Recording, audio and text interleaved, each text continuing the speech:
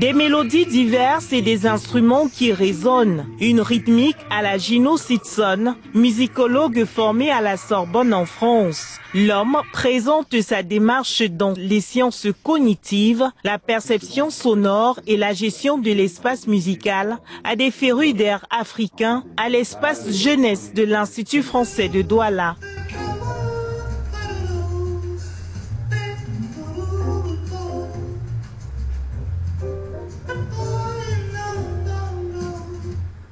Du jazz, des chants traditionnels, des sonorités américaines ou encore caribéennes et guadeloupéennes telles que la boca, des exclamations scéniques constituent l'essentiel de son centre d'intérêt en musique.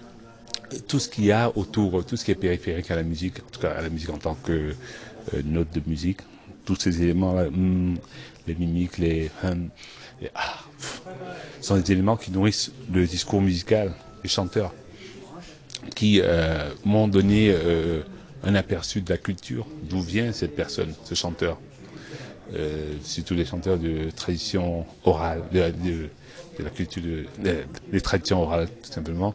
On retrouve ça de cette diaspora afro-globale, je dirais.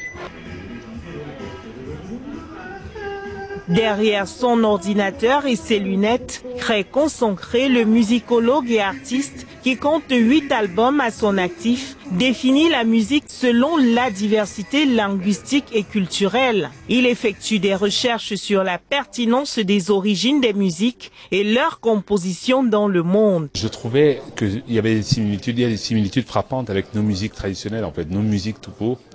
Parce que c'est une musique née des Africains déportés en Guadeloupe, d'où ces ramifications. Bien sûr, il y a des brassages, comme toute musique d'ailleurs. Nos propres musiques locales, traditionnelles, sont issues de plusieurs brassages, parce que nous avons été en contact avec d'autres sonorités, d'autres personnes. Ces personnes qui sont venues nous coloniser ont influencé aussi nos modes, nos pratiques musicales en tant que telles.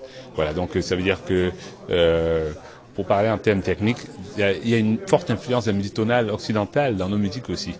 Donc, mais chez eux, le cas de la Guadeloupe, je trouvais vraiment qu'il y avait un lien direct, une filiation évidente à mes yeux, à mes oreilles, si vous permettez. Donc, à travers, par le biais de la gestion de l'espace sonore, et le fait que tout s'articule autour du triptyque chant, tambour, danse, je crois que j'en ai parlé tout à l'heure, et ça permet de voir qu'il y a un lien, cet élément-là nous unit tous, quoi, toute notre diaspora en fait. Donc, chez nous, on peut pas, il y a la musique, il y a toujours la danse, c'est une évidence, et la danse est très souvent associée à la musique, au style musical. Voilà. Originaire de Bazoua Bongonté dans l'ouest du Cameroun, Gino Sitson estime qu'il faudrait à tous ceux qui chantent une excellente approche liée à leurs traditions et coutumes. Chaque langue a des sonorités bien particulières qui